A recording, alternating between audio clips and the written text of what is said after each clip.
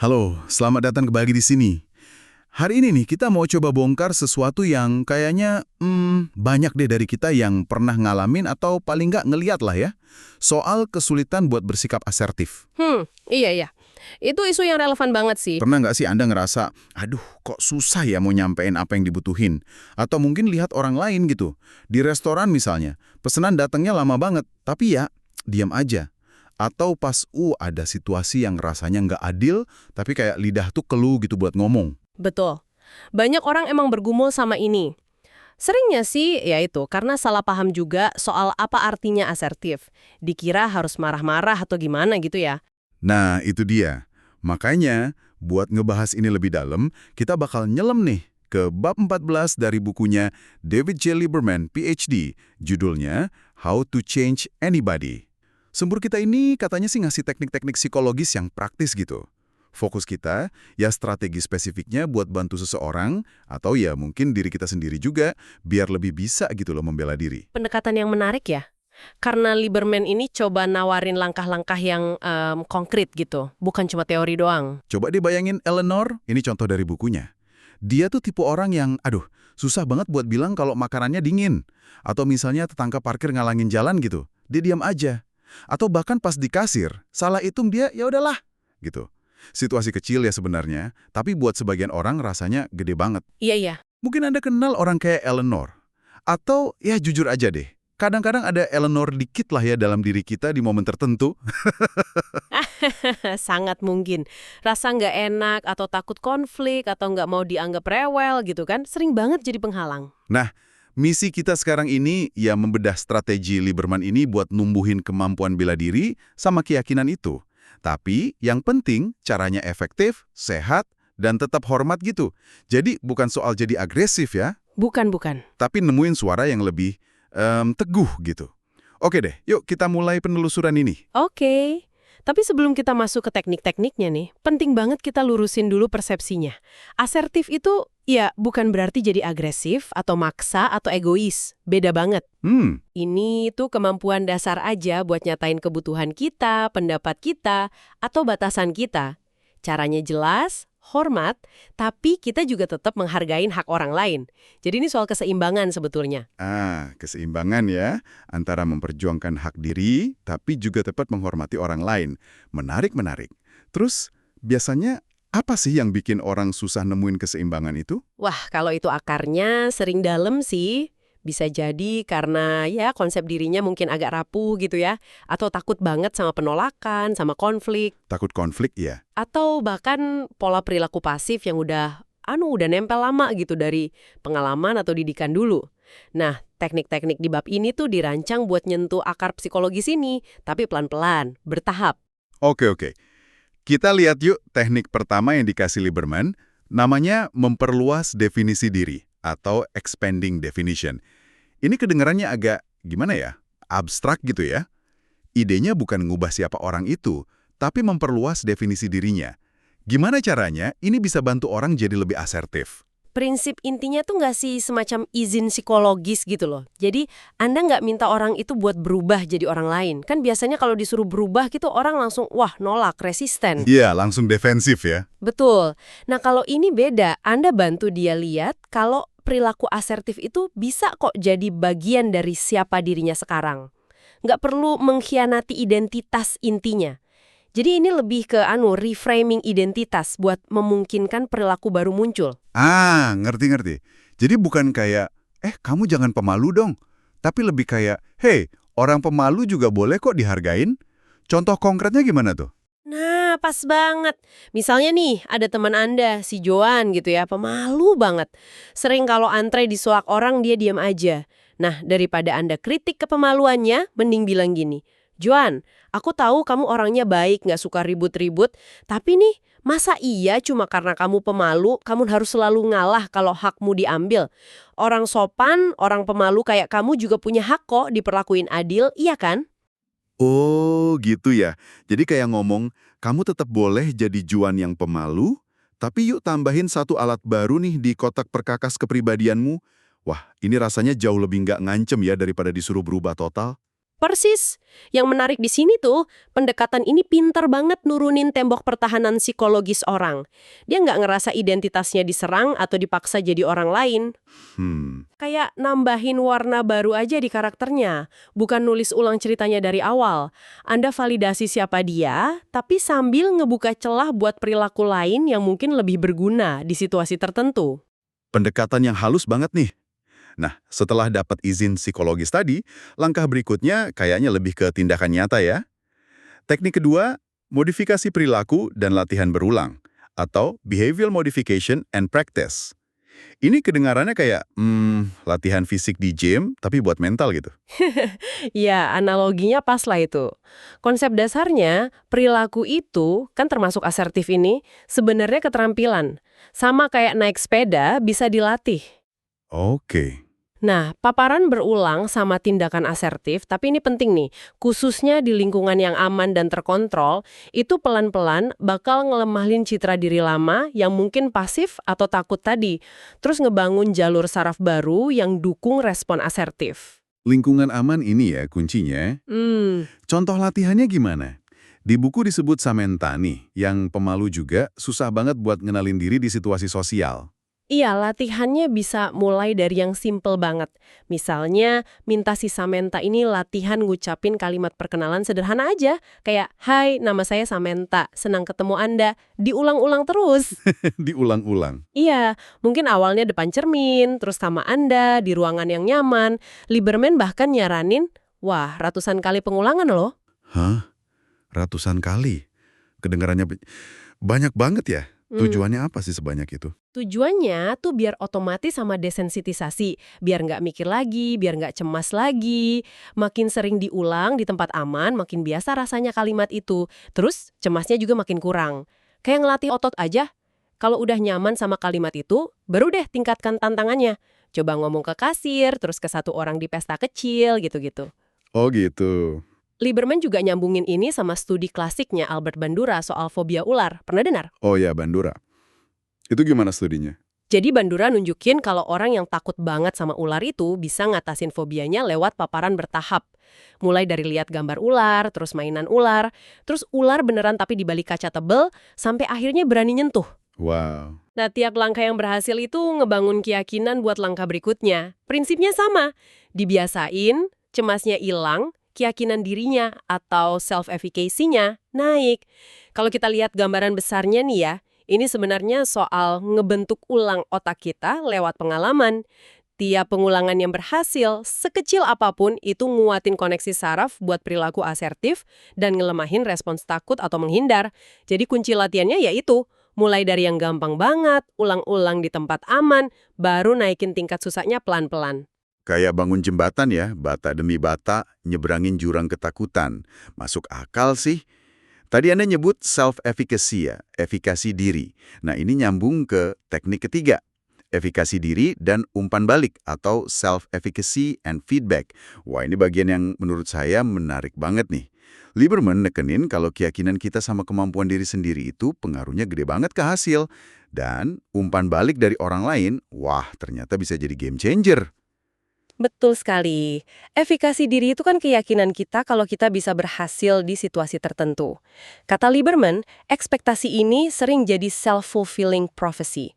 Kalau kita yakin bisa, kita cenderung usaha lebih keras, tampil lebih baik. Sebaliknya, kalau udah ragu duluan, itu bisa nyabotase performa kita sendiri. Nah, disinilah peran umpan balik dari luar jadi penting banget. Dan yang agak bikin kaget tuh buku ini bilang kalau umpan balik positif, bahkan kalau agak dilebih-lebihin dikit atau nggak 100% akurat, itu bisa ngedorong kepercayaan diri sama performa ke depannya. Sementara kritik sekecil apapun bisa sebaliknya, apalagi di tahap awal. Kok bisa gitu ya? Ini nunjukin betapa lenturnya persepsi diri kita dan betapa kuatnya pengaruh validasi dari lingkungan sosial. Otak kita tuh kayak nyari pembenaran gitu loh atas apa yang kita yakini atau apa kata orang penting soal kita. Contohnya si Marisa, sepupu muda yang dibantu biar lebih asertif. Strateginya, kata Lieberman, ya puji tiap usahanya buat bersikap asertif, sekecil apapun usahanya. Ujiannya gimana tuh? Harus spesifik gitu? Kuncinya fokus di upaya sama keberaniannya buat nyoba, bukan di hasilnya sempurna atau enggak. Mungkin dia coba nolak permintaan teman tapi suaranya masih gemeteran gitu kan? Iya, sering gitu ya? Nah, daripada ngomentarin suara gemeternya, puji aja keberaniannya udah mau bilang enggak. Lieberman nyaranin buat agak lebay dikit pujiannya di awal. Dan yang paling penting, hindari kritik sama sekali pas dia lagi jelek performanya, pas lagi belajar. Kritik itu bisa langsung matiin semangat efikasi diri yang baru mau tumbuh. Wah, jadi ini bukan bohong ya, tapi milih fokus. Fokus ke percikan apinya, bukan ke gelapnya gitu. Buku ini juga sempat nyenggol soal nama panggilan. Ada hubungannya ya? Ada. Ini contoh lain soal kekuatan label sama ekspektasi. Kalau anak sering dipanggil si cengeng atau si penakut, itu bisa tanpa sadar ngebentuk konsep dirinya. Sebaliknya, kalau kita manggil nama lengkapnya dengan hormat, atau bahkan ngasih julukan baru yang positif, misalnya si pemberani, pas dia habis melakukan sesuatu yang berani, itu bisa bantu ngebentuk ulang persepsi dirinya jadi lebih kuat. Ini semua ngegasin betapa persepsi diri kita itu sebenarnya dibangun ya, sebagian besar lewat interaksi sosial sama umpan balik yang kita dapat. Nah, ini jadi nimbulin pertanyaan penting nih. Gimana caranya kita ngasih umpan balik yang benar-benar ngebangun tanpa jadi muji-muji kosong atau nggak jujur? Pertanyaan bagus itu. Apa sarannya Lieberman atau pandangan Anda? Kuncinya itu spesifik dan fokus ke proses, bukan cuma hasil. Jadi daripada bilang, wah kamu hebat, mungkin lebih baik, aku lihat loh tadi kamu berani natap mata lawan bicaramu pas nyampein pendapat. Itu kemajuan besar. Atau, aku hargai banget usahamu buat tetap tenang tadi, padahal situasinya kayaknya susah ya. Validasi usaha konkretnya. Iya. Dan sekali lagi, tahan deh buat ngasih kritik yang ngejatohin apalagi di fase awal. Mending diam daripada bikin dia makin down. Oke, jadi spesifik, fokus ke usaha dan kemajuan, hindarin kritik tajam. Ini panduan praktis banget sih. Nah, kalau teknik latihan berulang tadi kayak naik tangga pelan-pelan, teknik keempat ini rasanya kayak lompatan nih. Lompatan instan atau instant immersion. Ini pendekatannya lumayan drastis ya. Bisa dibilang gitu ya. Idenya tuh kadang-kadang buat keluar dari kebiasaan menghindar yang udah kuat banget, perlu satu tindakan signifikan yang maksa orang itu keluar dari zona nyamannya secara total, meskipun cuma sebentar. Tujuannya apa? Kayak shock terapi gitu? Bukan cuma bikin kaget sih, tapi lebih ke matahin siklus menghindar itu sama nyiptain bukti nyata yang nggak bisa dibantah buat orang itu sendiri kalau, ternyata aku bisa ya. Pas seseorang berhasil ngelakuin sesuatu yang dia takutin banget, itu bisa ngubah cara pandangnya soal dirinya sendiri seketika. Dia jadi sadar kalau monster di kepalanya itu nggak segede yang dia kira. Contohnya gimana nih kalau buat asertivitas? Buku ini ngasih contoh ayah sama anaknya Jimmy, yang pemalu banget, nggak mau gabung main sama anak lain. Bener, si ayah ini nggak maksa Jimmy buat harus seneng-seneng, tapi dia pakai insentif dari luar buat dorong Jimmy ngelakuin lompatan kecil tapi penting. Jimmy, coba deh lempar bola sama mereka. 5 menit aja, beneran 5 menit aja. Nanti abis itu ayah beliin makan siang apa aja deh yang kamu mau.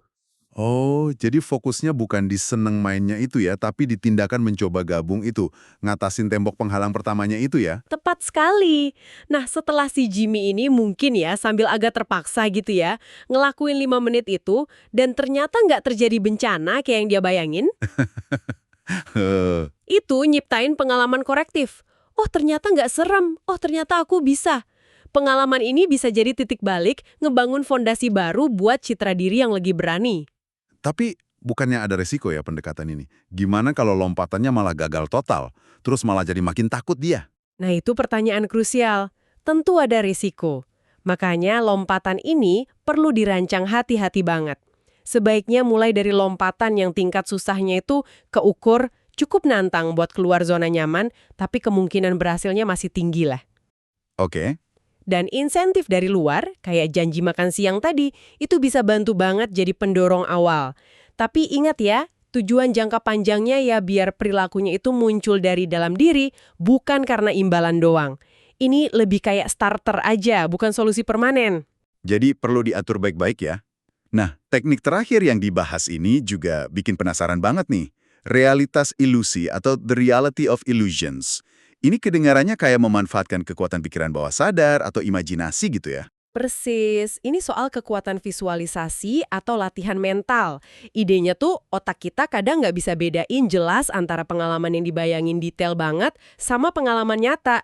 Jadi, dengan ngebayangin diri kita berhasil bertindak asertif secara jelas, berulang-ulang, sambil ngelibatin emosi positif, kita tuh kayak ngelatih otak kita buat sukses di dunia nyata nanti. Buku ini ngasih contoh yang kuat banget sih. James Nesmet, tawanan perang di Vietnam itu ya. Iya, itu kisah luar biasa banget. Si Nesmet ini kan pegolf amatir. Selama 7 tahun ditawan dalam kondisi susah, dia main golf 18 lubang di kepalanya tiap hari. Dia bayangin detail banget. Lapangan favoritnya, ayunan sticknya, suara bola dipukul, sampai tekstur rumputnya. Wow, Hasilnya, pas dia bebas, tanpa latihan fisik sama sekali loh 7 tahun, skor golfnya tuh naik signifikan, seolah-olah dia beneran latihan terus. itu benar-benar nunjukin kekuatan pikiran ya. Ada contoh yang lebih membumi nggak? Yang nyambung sama asertivitas. Ada. Lieberman nyontohin Hillary, murid yang sering kursinya diambil temen di kelas. Nah, gurunya ngelatih Hillary ini dengan minta dia berulang kali ngebayangin skenario itu. Temennya ngambil kursi, terus si Hillary ini dengan tenang tapi tegas bilang, "Permisi, itu kursi saya," sambil natap mata temennya. Dia bayangin temennya minta maaf, terus pindah. Dia muter film ini di kepalanya berkali-kali. Jadi, gimana latihan mental ini bisa jadi perilaku nyata? Mekanisme psikologisnya gimana sih? Nah, yang menarik di sini tuh, latihan mental ini fungsinya kayak gladi resik. Ini ngebangun jalur saraf yang sama kayak tindakan fisik, tapi tanpa risiko sosial atau konsekuensi gagal di dunia nyata. Proses ngebayangin ini tuh, pertama, ngebangun percaya diri, kan dia jadi ngerasa pernah berhasil ya, meskipun dalam bayangan, itu naikin efikasi dirinya. Iya juga ya. Kedua, ngurangin cemas. Situasi nyatanya nanti jadi kerasa lebih familiar, gak terlalu nakutin karena udah dijalanin berkali-kali di pikiran. Ketiga, nyiapin respons. Jadi udah kepikiran kata-kata sama tindakannya, gak kosong pas kejadian beneran. Dan enaknya lagi, ini bisa kita lakuin kapan aja, di mana aja ya. Nggak perlu orang lain tahu. Wah, ini bisa jadi alat persiapan yang berguna banget nih buat Anda pendengar. Sebelum rapat penting atau sebelum ngobrolin hal sulit, coba deh, ambil waktu bentar buat ngebayangin diri Anda ngadepinnya dengan tenang dan asertif. Tepat sekali. Ini cara aman dan efektif buat ngelatih otot asertif Anda dari dalam. Oke deh, coba kita rangkum bentar ya. Kita udah bahas 5 strategi inti nih, dari bab 14 buku Lieberman buat numbuhin asertivitas. 1. Memperluas definisi diri.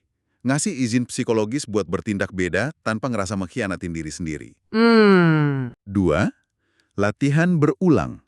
Ngebangun kebiasaan dan ngurangin cemas lewat paparan bertahap di tempat aman. Betul? 3. Efikasi diri dan umpan balik. Manfaatin kekuatan keyakinan diri sama pujian yang fokus ke usaha buat dorong kemajuan. Iya. 4. Lompatan instan. Nyiptain pengalaman korektif yang cepat dengan ngelakuin tindakan signifikan yang ditakutin. Itu yang agak drastis ya. Iya. Dan 5. Realitas ilusi. Pakai visualisasi atau latihan mental buat nyiapin otak sama bangun percaya diri. Semua pendekatan ini, ya meskipun beda-beda caranya, kayaknya punya benang merah ya. Bantu seseorang pelan-pelan ngerasa lebih mampu dan lebih berhak gitu buat nyuarain dirinya. Jadi apa nih makna besar di balik semua teknik ini sebenarnya? Intinya sih perjalanan jadi lebih asertif itu seringkali perjalanan internal yang ya lumayan dalam lah. Ini bukan cuma soal ngapalin skrip atau teknik ngomong aja. Bukan cuma teknik ya. Bukan, ini soal ngubah cara kita lihat diri sendiri, lihat kemampuan kita sama hak kita di dunia ini. Ini soal ngebangun lagi percaya diri yang mungkin udah terkikis, belajar ngelola rasa takut dinilai orang atau takut konflik, dan pelan-pelan yakin kalau suara kita tuh penting dan pantas didengar. Nah, teknik-teknik Lieberman ini nawarin kayak peta jalan gitulah yang praktis dan dasarnya prinsip psikologis buat ngelewatin perjalanan itu, baik buat diri kita sendiri atau pas kita coba dukung orang lain. Pendekatan yang komprehensif ya jadinya. Karena nyentuh lapisan keyakinan sama identitas, nggak cuma perilaku luarnya aja. Wah, terima kasih banyak nih udah nemenin kita dalam penelusuran mendalam soal cara tumbuhin sikap asertif berdasarkan bab 14 dari buku How to Change Anybody, karya David Lieberman. Sama-sama, semoga wawasan ini ngasih Anda perspektif baru ya. Nah, sebagai penutup nih, kami pengen ninggalin satu pemikiran buat Anda bawa pulang. Setelah dengar macam-macam strategi ini, dari yang halus kayak ngubah definisi diri, sampai yang drastis kayak lompatan instan, plus kekuatan latihan mental, coba deh renungin sebentar. Ada nggak ya satu situasi spesifik aja dalam hidup Anda sekarang, di mana kalau Anda bisa sedikit lebih asertif, itu bakal ngebantu banget? Satu situasi aja? Iya, pilih satu aja dulu. Terus, pikirin, dari 5 teknik yang tadi kita bahas, mana yang kira-kira paling mungkin nih Anda terapin di situasi itu? Apa memperluas definisi diri Anda? Atau ngelakuin latihan kecil berulang kali? Cari umpan balik positif buat usaha Anda? Atau ngerencanain lompatan kecil yang kukur? Atau mungkin mulai dari visualisasi dulu? Langkah kecil apa sih yang bisa Anda ambil minggu ini yang terinspirasi dari salah satu teknik ini? Pertanyaan yang bagus banget buat refleksi pribadi nih. Ingat ya, kata kuncinya mungkin langkah kecil tadi. Sampai jumpa di penelusuran berikutnya. Tetaplah penasaran.